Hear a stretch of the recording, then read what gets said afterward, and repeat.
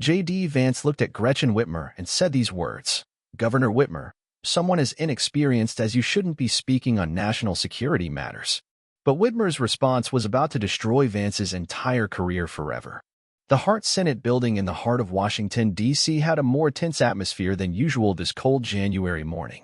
The massive neoclassical structure, with its white marble facade and imposing columns, stood as a monument to American democracy. But inside its hallowed halls, something explosive was about to unfold that would shake the very foundations of political discourse in America. Politicians, journalists, and lobbyists walking through the marble corridors could feel the electricity in the air. The high ceilings echoed with hushed conversations, the clicking of heels on polished floors, and the rustle of papers as staffers hurried between offices. Everyone could sense that today would not be an ordinary day. The witness list for the National Security Committee's emergency meeting had caused a major stir in the media, especially the inclusion of Michigan Governor Gretchen Whitmer on that list.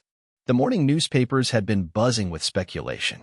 The Washington Post ran a front-page story titled "Michigan Governor to Testify on Cyber Threats." The New York Times focused on rising security concerns in Great Lakes region. Fox News had spent the previous evening discussing whether state governors were qualified to speak on national security matters. CNN had assembled a panel of experts to analyze the implications of state-level cyber attacks on federal security. 52-year-old Gretchen Esther Whitmer was one of America's most powerful female politicians, and her journey to this moment had been remarkable. Born in Lansing, Michigan, to a middle-class family, she had learned the value of hard work from her parents. Her father, Richard Whitmer, was an attorney who later became the head of the State Department of Commerce. Her mother, Sharon "Sherry" Reisig, was an assistant attorney general. Growing up in this environment of public service and legal excellence had shaped Whitmer's worldview from an early age. After graduating from Forest Hills Central High School, Whitmer attended Michigan State University, where she studied communications and graduated in 1993. She was active in student government and showed early signs of the leadership qualities that would define her later career. Her professors remembered her as an exceptional student who wasn't afraid to challenge conventional thinking and who always came to class thoroughly prepared. Following her undergraduate studies, she earned her law degree from Detroit College of Law in 1998, graduating magna cum laude. Her law school professors still spoke of her analytical mind and her ability to construct devastating arguments based on meticulous research. During her time in law school, she worked at the Student Legal Aid Clinic, representing low-income clients in various legal matters. This experience gave her a deep understanding of how the law could be used as a tool for justice and social change. After law school, Whitmer worked in private practice for nearly 2 decades, specializing in civil rights law and corporate litigation. She quickly gained a reputation as a thorough and relentless attorney who never entered a courtroom unprepared. Her colleagues described her as someone who could find the needle in the haystack, the one piece of evidence that could make or break a case. She won several high-profile cases, including a landmark discrimination lawsuit that resulted in a $15 million settlement. In 2000, at age 29, Whitmer was elected to the Michigan House of Representatives, becoming one of the youngest legislators in the state's history. She immediately made her mark by introducing comprehensive legislation on women's rights and government transparency. Her fellow legislators, regardless of party affiliation, quickly learned that underestimating Gretchen Whitmer was a serious mistake. During her time in the state legislature, Whitmer developed a reputation for being exceptionally well prepared for every debate and committee hearing. She would arrive with thick binders of research, detailed timelines, and comprehensive fact sheets. Her staff joked that she probably knew more about most bills than the people who wrote them. This attention to detail and thorough preparation would become her trademark throughout her political career. In 2006, she was elected to the Michigan State Senate, where she served until 2015. During her tenure, she was elected minority leader, making her one of the most powerful Democrats in the state. She led fights for equal pay legislation, health care reform, and infrastructure investment. Her colleagues on both sides of the aisle respected her intelligence and her ability to build coalitions based on solid evidence and compelling arguments. The defining moment of her state legislative career came in 2013 when she delivered a powerful speech opposing anti-abortion legislation. Standing on the Senate floor, she shared her own personal story of being sexually assaulted, explaining why she couldn't support legislation that would restrict women's reproductive rights. The speech went viral, garnering millions of views and establishing Whitmer as a national figure in the Democratic Party. In 2018, Whitmer ran for governor of Michigan, facing a competitive Democratic primary before taking on Republican Bill Schutt in the general election. Her campaign was built on the slogan, "Fix the damn roads," highlighting Michigan's crumbling infrastructure. She won the election by nearly 10 percentage points, the largest margin of victory for a Michigan gubernatorial candidate in 20 years. As governor, Whitmer faced her greatest challenge when the COVID-19 pandemic hit in early 2020. Michigan was one of the first states severely impacted by the virus, and Whitmer made the difficult decision to implement strict lockdown measures to protect public health. Her decisive action likely saved thousands of lives, but it also made her a target for criticism from conservative media and anti-lockdown protesters. The criticism intensified when a group of domestic terrorists plotted to kidnap and potentially assassinate her over her COVID-19 policies. The FBI foiled the plot, arresting 13 individuals who had planned to storm the state capitol and abduct the governor. Rather than backing down, Whitmer used the incident to highlight the dangerous consequences of political rhetoric that dehumanizes elected officials. Throughout these challenges, Whitmer maintained her reputation for being thoroughly prepared and fact-based in her decision-making. She held regular press conferences where she would present detailed data about infection rates, hospital capacity, and economic impacts. Her administration became known for its transparency and evidence-based policy-making. This morning, as she walked toward the witness table in the Hart Senate building, Whitmer embodied the confidence and preparation that had defined her entire career. She wore her navy blue Hugo Boss suit, a power outfit that had become something of a signature look for her public appearances. Her hair was perfectly styled in her trademark bob cut, and her minimal makeup completed her professional appearance. She carried a thick leather portfolio that would soon change the course of American political history. The folder she carried contained months of research compiled by her staff and federal agencies. Inside were detailed reports from the FBI's Cybercrime Division, analysis from the Department of Homeland Security, technical assessments from private cybersecurity firms, and most importantly, documents that would expose one of the biggest political hypocrisies in recent memory. Whitmer had been called to testify about the unprecedented cyber attacks that Michigan had experienced over the past 6 months. These weren't ordinary hacking attempts by individual criminals or small groups. These were sophisticated, state-sponsored operations that targeted critical infrastructure including power grids, water treatment facilities, and even election systems.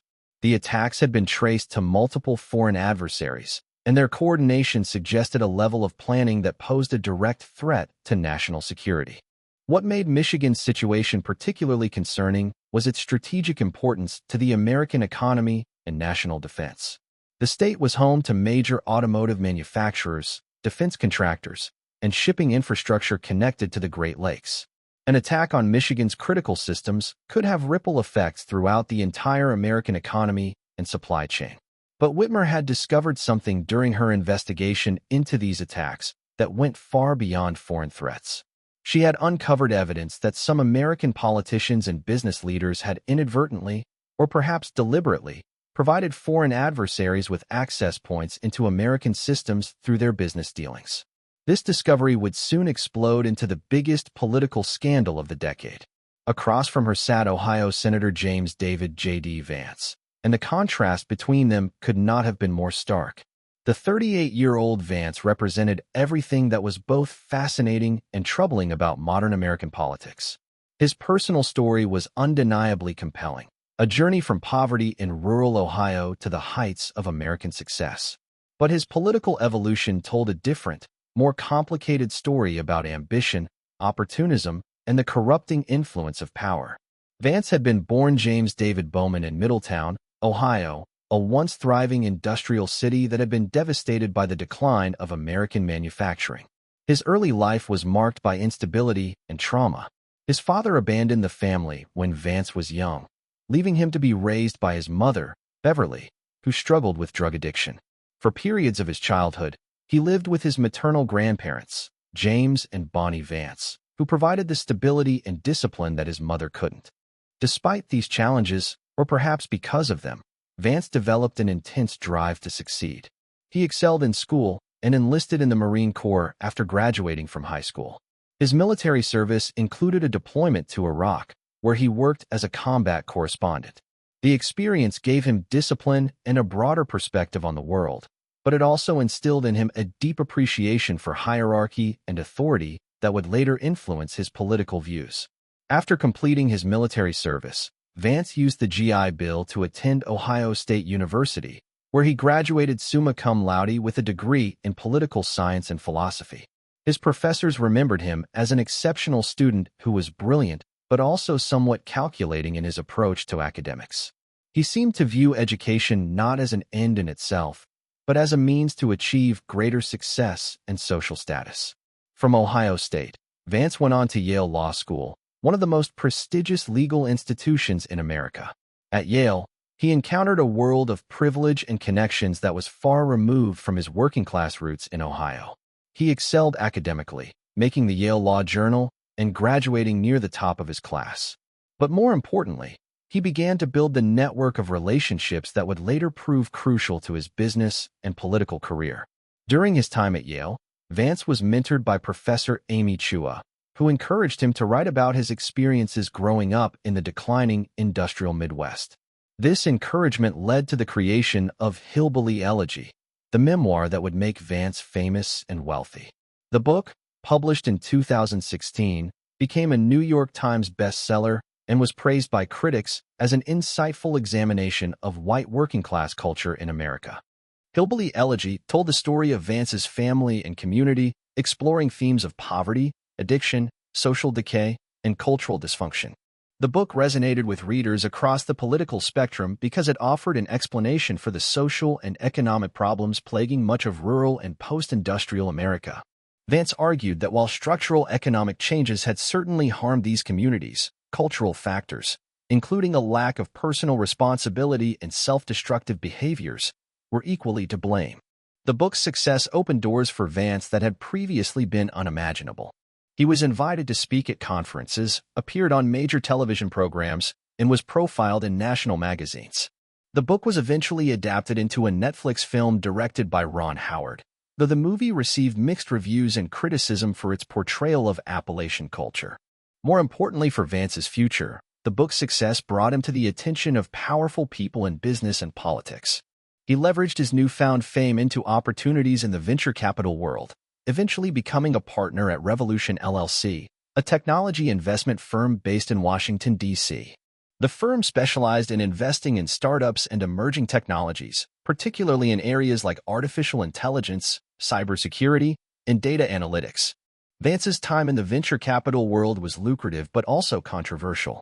Revolution LLC made significant investments in companies with ties to foreign governments, including several Chinese technology firms that later came under scrutiny from U.S. intelligence agencies. At the time, such investments were not uncommon in the venture capital world, as American firms sought to capitalize on the rapid growth of the Chinese technology sector.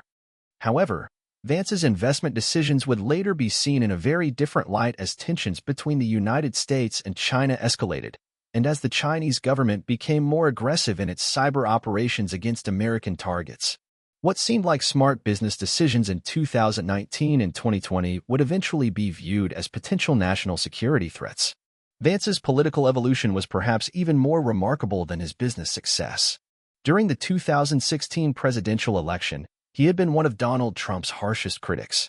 In private messages that later became public, he called Trump America's Hitler and expressed disgust at Trump's rhetoric and behavior. He wrote op-eds criticizing Trump's approach to trade and immigration, arguing that Trump's policies would harm the very working-class communities that Vance claimed to represent. But after Trump's surprising electoral victory, Vance began to reconsider his position. He started to see Trump's success as evidence that his own understanding of American politics had been incomplete. In interviews and articles, he began to argue that Trump's appeal to working-class voters was based on legitimate grievances that the political establishment had ignored for too long. This evolution in thinking coincided with Vance's growing political ambitions.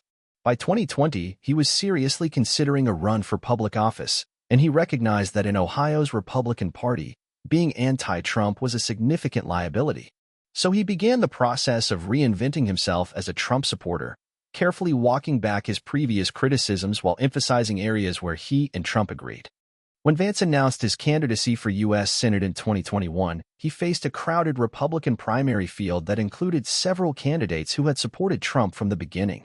To distinguish himself, Vance adopted increasingly extreme positions on issues like immigration, election integrity, and social policy. He embraced conspiracy theories about the 2020 election and made inflammatory statements about Democrats and immigrants that went far beyond anything he had written in Hillbilly Elegy. The strategy worked. Despite his late conversion to Trumpism, Vance won the former president's endorsement and cruised to victory in both the Republican primary and the general election. His success was seen as evidence of Trump's continued influence over the Republican Party and proof that political reinvention was possible for those willing to abandon their principles in pursuit of power. Now, sitting in the Hart Senate building as a member of the National Security Committee, Vance represented the new breed of Republican politician, highly educated, articulate, and sophisticated, but also willing to embrace populist rhetoric and conspiracy theories when politically convenient. He had spent months positioning himself as a tough critic of the Biden administration's national security policies. And today's hearing represented an opportunity to enhance his profile and demonstrate his credentials as a serious voice on defense and intelligence matters. Vance wore his signature dark gray Tom Ford suit, perfectly tailored to his lean frame. His blue tie was precisely knotted, and his hair was styled with the kind of casual perfection that required significant time and expensive products. He had the appearance of someone who belonged in the corridors of power, someone who had successfully navigated the transition from rural poverty to elite success. But underneath the polished exterior, Vance carried the insecurities and resentments that had driven his remarkable ascent. He was acutely aware that despite his success, many people in Washington's elite circles still viewed him as an outsider, someone who had to prove himself worthy of their respect.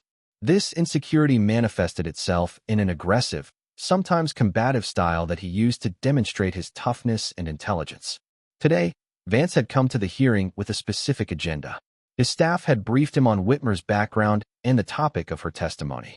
They had identified potential lines of attack that could be used to diminish her credibility and elevate his own profile. The strategy was simple.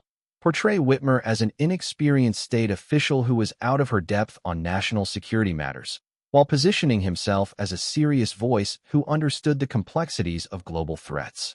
What Vance didn't know was that Whitmer and her team had been conducting their own research, and what they had discovered would soon turn his carefully planned attack into a catastrophic miscalculation that would destroy his political career. The National Security Committee gathering in room 216 of the Hart Building consisted of 15 members, representing the complex political dynamics of the modern Senate. 8 Republicans and 7 Democrats sat around the curved dais, each bringing their own perspectives, ambitions, and agendas to the proceedings. The committee was chaired by Senator Susan Collins of Maine, a 70-year-old moderate Republican who had developed a reputation over her 3 decades in the Senate as a fair and thoughtful legislator. Collins was known for her ability to work across party lines and her commitment to thorough, fact-based oversight of government agencies.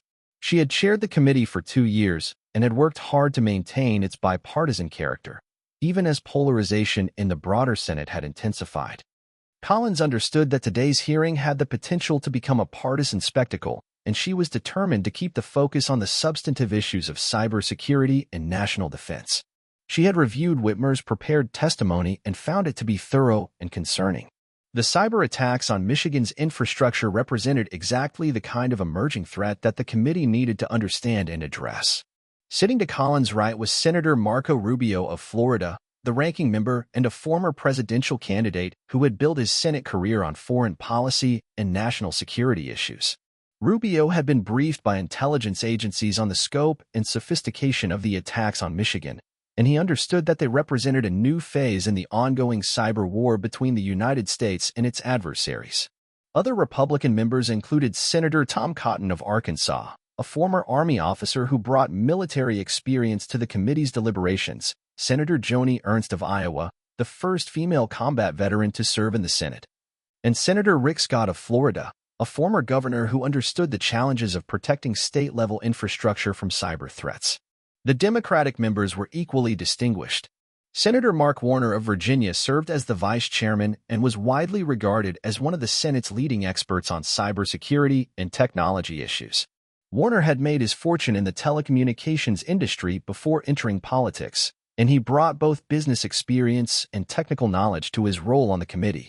Senator Dianne Feinstein of California, despite her advanced age, remained a formidable presence on intelligence and national security matters. She had served on the committee for over a decade and had overseen numerous investigations into government surveillance programs and foreign interference operations.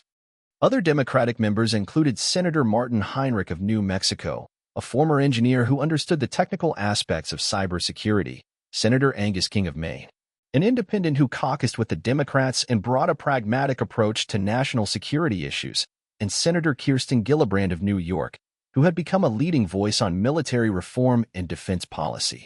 The room itself was designed to convey the gravity and importance of the committee's work.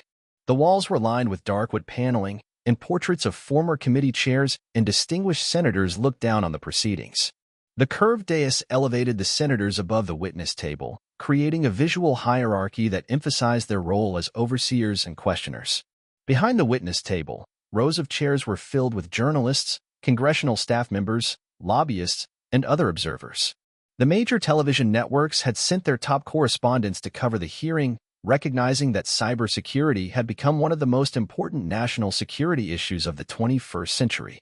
C-SPAN cameras were positioned throughout the room, ready to broadcast the proceedings live to a national audience.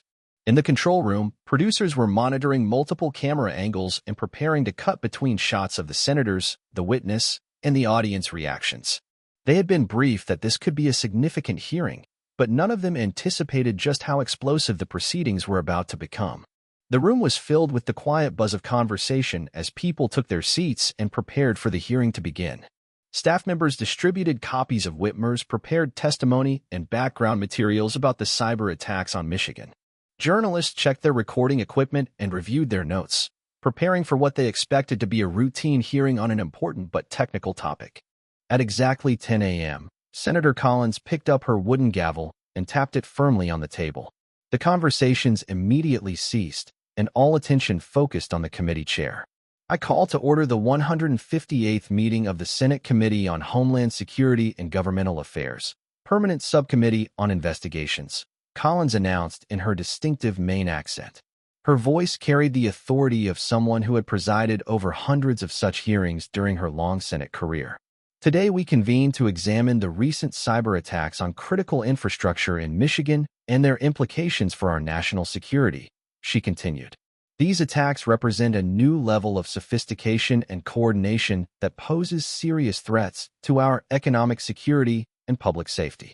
Collins paused to look around the room, making eye contact with both the committee members and the audience. We are fortunate to have with us today Governor Gretchen Whitmer of Michigan, who will provide first-hand testimony about these attacks and their impact on her state. Governor Whitmer has extensive experience in law and public service, and Michigan has been at the forefront of developing responses to these emerging cyber threats. The committee chair then went through the standard procedural announcements, reminding everyone that the hearing was being broadcast live and that all testimony would become part of the official congressional record.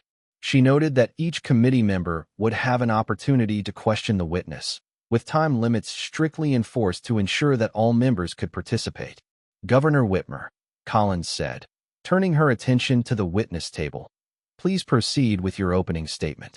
Your full prepared remarks will be entered into the record, and I would ask that you summarize your key points for the committee.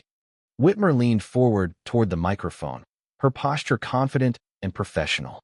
The months of preparation for this moment were evident in her calm demeanor and the organized materials spread before her on the table. She had testified before congressional committees numerous times as governor, but she understood that today's hearing would be different. The stakes were higher, the national attention was greater, and the information she was prepared to reveal would have far-reaching consequences. Thank you, Chairman Collins, Ranking Member Rubio, and distinguished members of the committee, Whitmer began, her voice clear and authoritative. The tone she had developed during 2 decades of legal practice filled the room, commanding immediate attention from everyone present. I appear before you today to discuss a matter of urgent national importance, the unprecedented cyber attacks that the state of Michigan has experienced over the past 6 months. These attacks represent more than just a threat to Michigan. They constitute a direct assault on American critical infrastructure and our national security. Whitmer paused briefly, allowing her opening words to settle with the committee members. She could see that she had their full attention, including the skeptical expressions on some of the Republican faces who were already preparing to challenge her authority to speak on national security matters. "Let me be clear from the outset," she continued. "What we have experienced in Michigan is not the work of individual hackers or small criminal groups.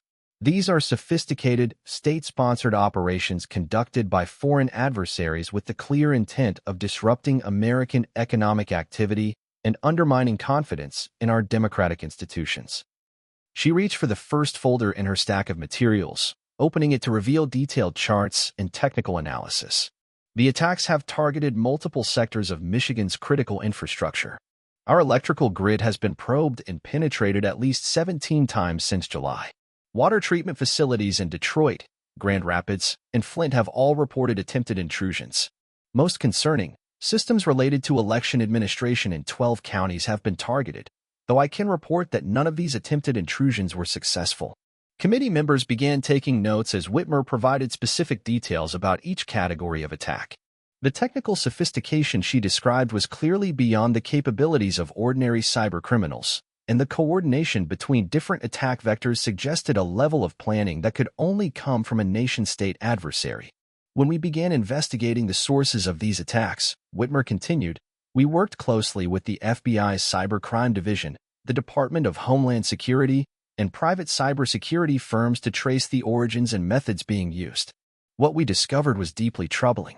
She turned to the second folder, revealing maps and network diagrams that showed the global pathways the attacks had taken. "The attacks are originating from 3 primary sources. The first, as you might expect, are operations based in China, specifically linked to units of the People's Liberation Army that specialize in cyber warfare. The second source is Russia, with attacks being conducted by groups that our intelligence agencies have connected to the GRU, Russia's military intelligence service. The third source," she said, her voice taking on a more serious tone, "consists of North Korean operations, likely conducted by the Lazarus Group, which has been responsible for numerous high-profile cyber attacks around the world, including the 2017 WannaCry ransomware attack and the 2014 Sony Pictures breach." Senator Rubio leaned forward in his chair, clearly engaged by the technical details Whitmer was providing. As someone who had been briefed on numerous cyber threats during his time on the committee, he understood the significance of what she was describing. "Governor Whitmer," Rubio interjected, "when you say these attacks are coordinated, are you suggesting that these 3 adversaries are working together, or are they simply targeting Michigan independently?" "That's an excellent question, Senator Rubio," Whitmer responded. "Our analysis suggests a combination of both. There is evidence of some coordination, particularly between the Chinese and Russian operations. They appear to be sharing intelligence about vulnerabilities they've discovered and timing their attacks to maximize disruption and confusion." She flipped to another page in her folder, revealing a timeline that showed the sequence of attacks over the past 6 months. However, the North Korean operations appear to be more opportunistic, taking advantage of vulnerabilities that the other groups have identified, but focusing on different objectives, primarily financial gain through ransomware and cryptocurrency theft. The hearing continued for another 20 minutes with Whitmer providing detailed testimony about the technical aspects of the attacks, the economic impact on Michigan businesses, and the response efforts her administration had undertaken. She described how Michigan had worked with federal agencies to improve cybersecurity measures and how they had shared intelligence about the attacks with other states that might be facing similar threats. Throughout her testimony, Whitmer demonstrated the thorough preparation that had defined her entire career. She cited specific dates, provided technical details, and referenced multiple intelligence sources to support her claims. It was clear that she had not only been briefed on these matters, but had taken the time to understand them deeply. Democratic committee members asked supportive questions that allowed Whitmer to elaborate on key points and provide additional context.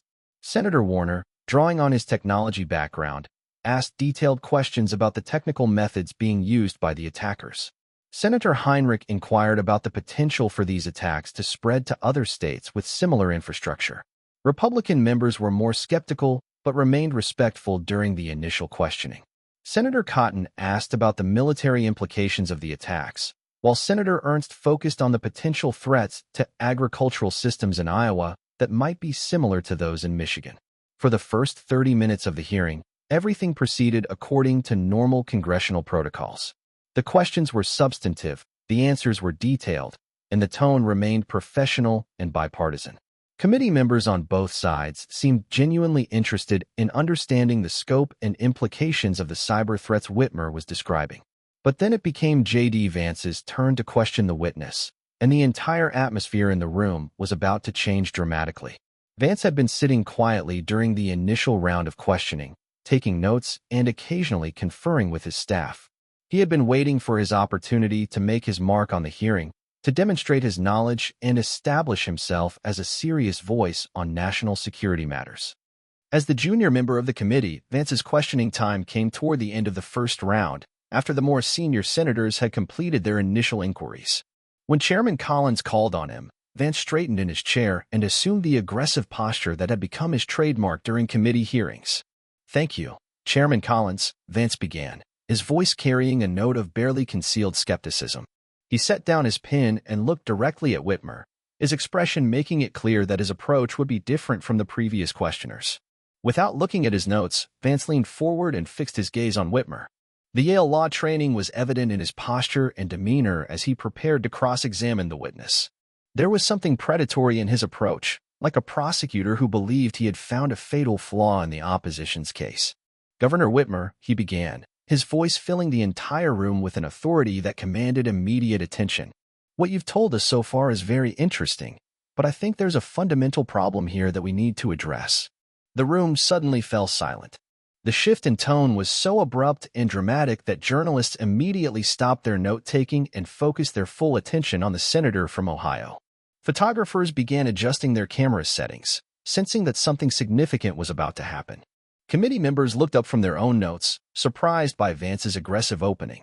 Even Senator Collins raised an eyebrow, clearly not expecting this line of questioning after the collegial tone that had characterized the hearing up to that point.